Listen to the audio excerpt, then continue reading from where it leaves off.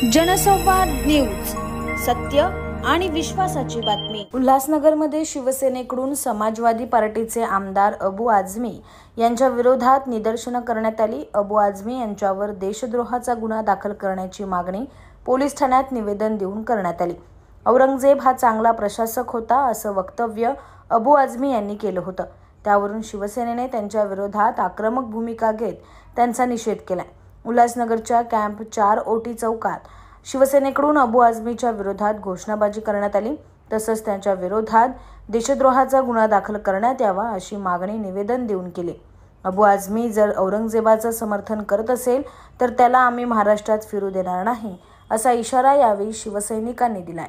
छत्रपती शिवाजी महाराजांच्या या महाराष्ट्राचं भूमीमध्ये राहणारा एक देशद्रोही अबू आझमी अफजल खानाचा वावा करतो, त्याची तारीफ करतो।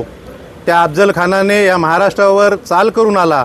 महाराष्ट्राचे जे आपले हिंदूंचे देवदैवत आहेत ते उद्ध्वस्त केली।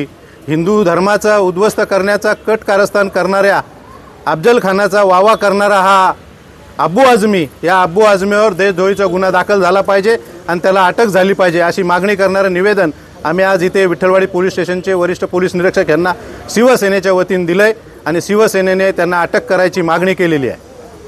मी आहे त्याने छत्रपती शिवाजी महाराजांच्या आणि छत्रपती संभाजीराजांच्या विरोधात म्हणजे औरंगजेबाच्या बाजूनी तो बोलला गेला आणि जर आमच्या महाराजांच्या विरोधात असं कोणी बोलत असेल तर त्याला महाराष्ट्रात राहण्याचा अधिकार नाहीये। म्हणून आज उल्हासनगरच्या वतीने शिवसेनेच्या वतीने आम्ही महिला आघाडी आणि शिवसेना उल्हासनगर शहर शाखेच्या वतीने विठ्ठलवाडी पोलीस स्टेशनला निवेदन दिलेले आहे की अबू आझमीवर गुन्हा दाखल करावा आणि त्याला अटक करण्यात यावी। कारण छत्रपती शिवाजी महाराजांचा ज्यांनी कट रचला औरंगजेबाने आणि छत्रपती संभाजी महाराजांचा ज्यांनी दुःखद अंत केला, अशा औरंगजेबाच्या जर चांगुलपणाचं बोलत असेल अबू आझमी तर त्याला गुन्हा दाखल व्हायलाच पाहिजे अशी आम्ही मागणी विठ्ठलवाडी पोलीस स्टेशनला केलेली आहे शिवसेनेच्या वतीने। जनसंवाद न्यूज, सत्य आणि विश्वासाची बातमी। आजच सबस्क्राइब करून बेल आयकॉनला क्लिक करा आणि पहा ताज्या घडामोडींचा अचूक अंदाज आपल्या मोबाईलवर।